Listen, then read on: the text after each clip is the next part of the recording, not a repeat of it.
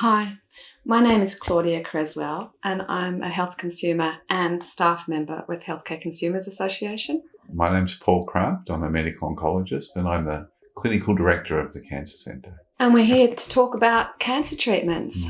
Consumers are very interested to know about new treatments, but if we could start off with, if you could just give an overview of the cancer treatments that are available here. This is a comprehensive cancer centre. We try to cover all forms of cancer treatment that are effective.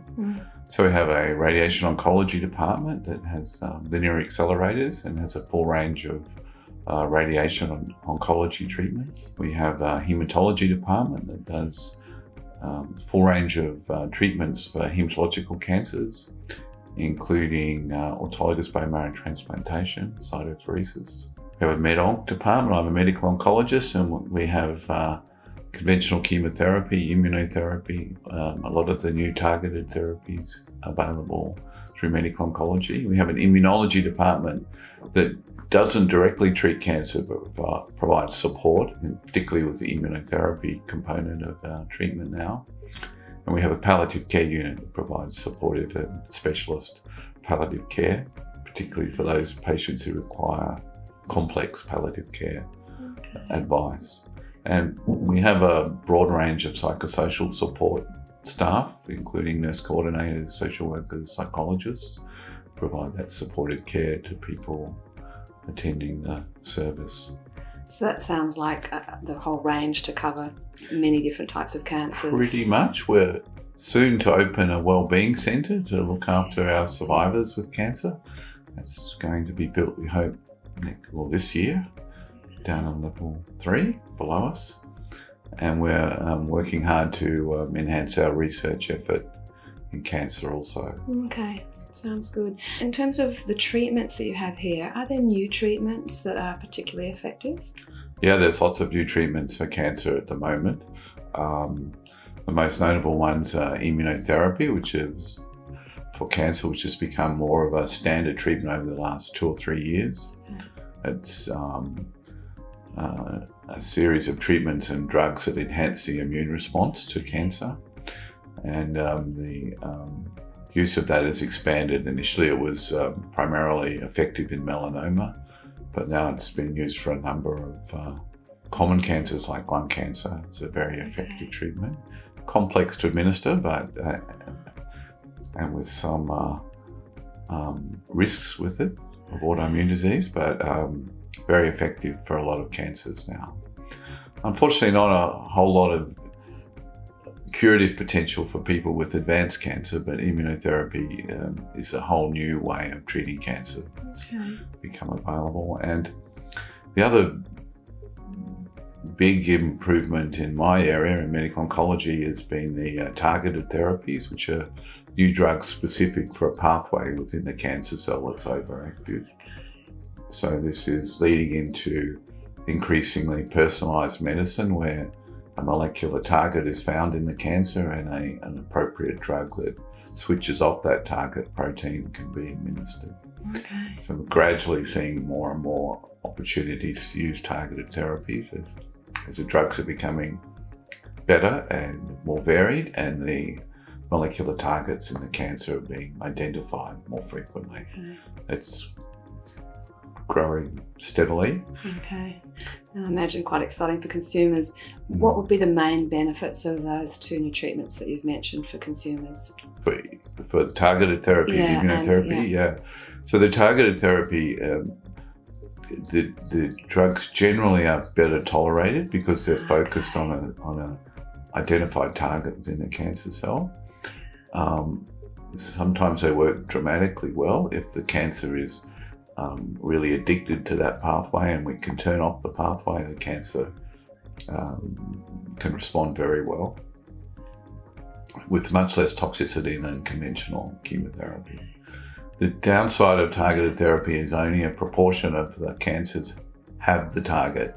So, for example, targeted therapy against the epidermal growth factor receptor in lung cancer, only about 10 or 15% of lung cancers harbour that target, or the mutated version of it, which is what the drug can reverse. So it's individualized treatment, and the same one drug doesn't fit everybody anymore. It's much more focused on a particular patient has their own particular treatment recipe, and we hope going forward that'll increase, and so eventually every patient will have a personalised treatment that's designed to work specifically against the cancer cell that's causing them a problem. Okay. Immunotherapy is a bit different. It's got a more broader action. It involves enhancing the immune system. So the main problem with immunotherapy is if we go too far with that, the patient can start getting autoimmune disorders where their immune system starts attacking the good cells. And not all cancers, at the moment at least, are amenable to immunotherapy. The immune system still doesn't see them, even with the enhancements that we can engineer with the new drugs. Okay. But there's a lot of research in sort of broadening the application of immunotherapy. So consumers can't assume because they've heard there are new treatments that it's going to work for them or for their particular type of cancer. It's all personalised to some extent. It's all personalised, they all need absolutely. To discuss. Yeah. Okay. It's not one size fits all. Okay. But there are more opportunities, so there's more choices for consumers now than there were even 2 or 3 years ago.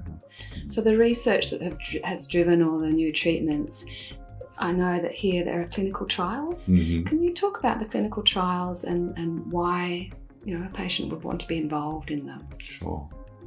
So we are conducting clinical trials in cancer. We have for a long time. A clinical trial is a form of research where a new interventional treatment is being tested.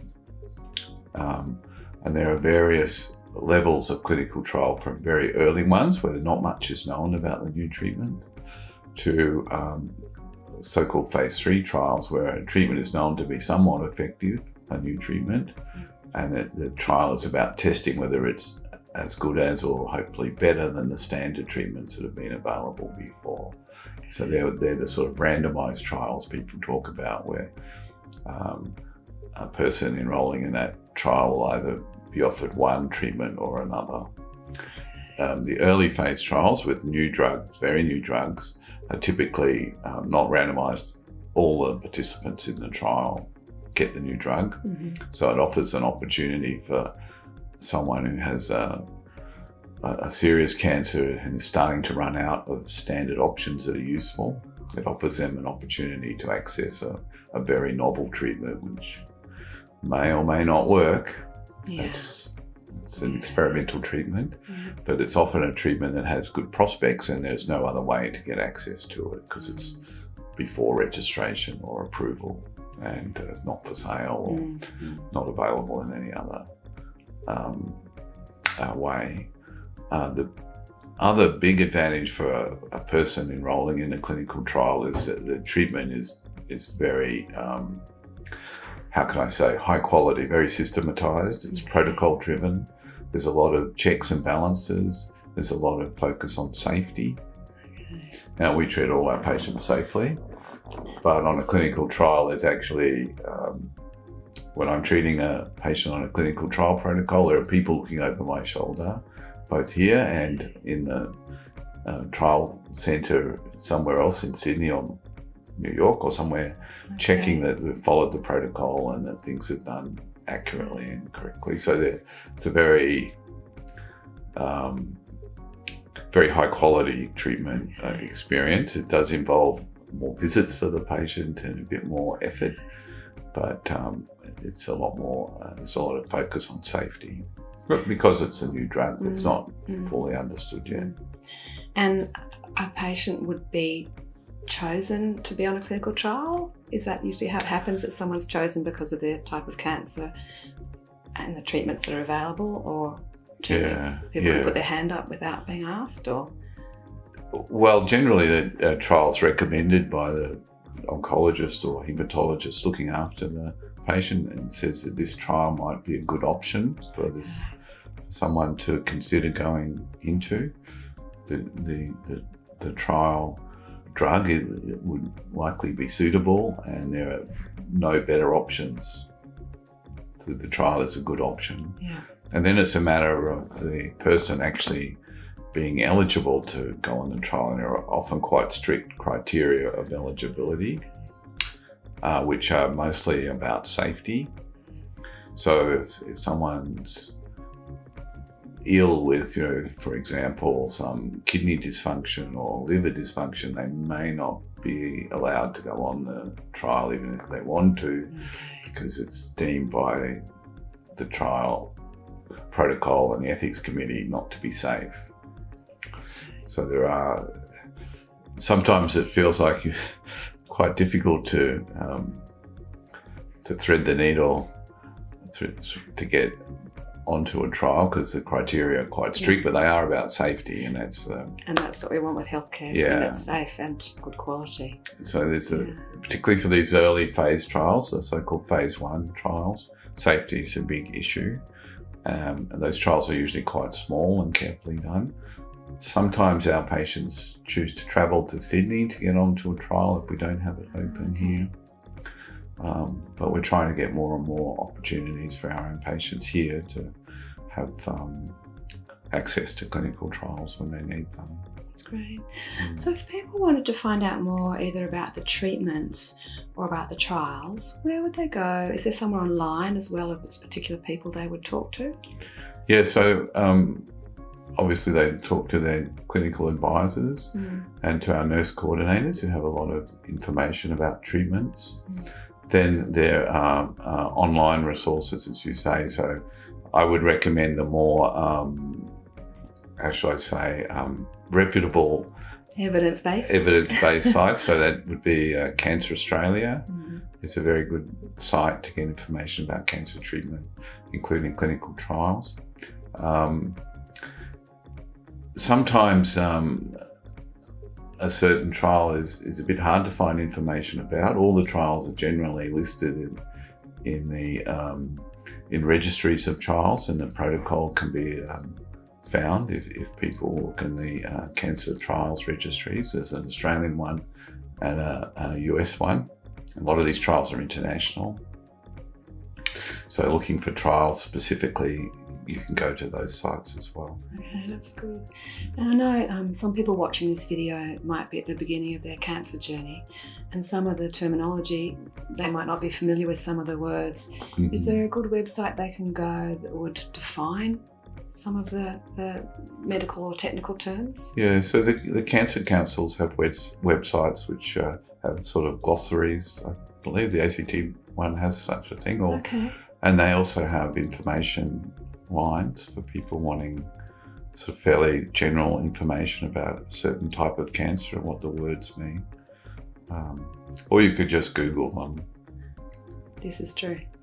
A lot of my patients Google, get their pathology report out and Google some of the words. That can be a little bit worrisome as well sometimes, because some of the descriptions are not quite accurate. Right. There are some good websites, like I think Lab Tests Online have a lot of information. So it's getting the information out to everybody so we know what are the good websites and we don't have Dr. Google upset us, I guess. Yes, well, that's, unfortunately, in the general web, there are some sites that are not very reputable and sort of are commercially focused, and I think they can be quite This is true. well avoided. Maybe the Canberra Health Services new website that's coming might have some good links. That would be good. Thanks, Paul. Thank you for today. Thank you.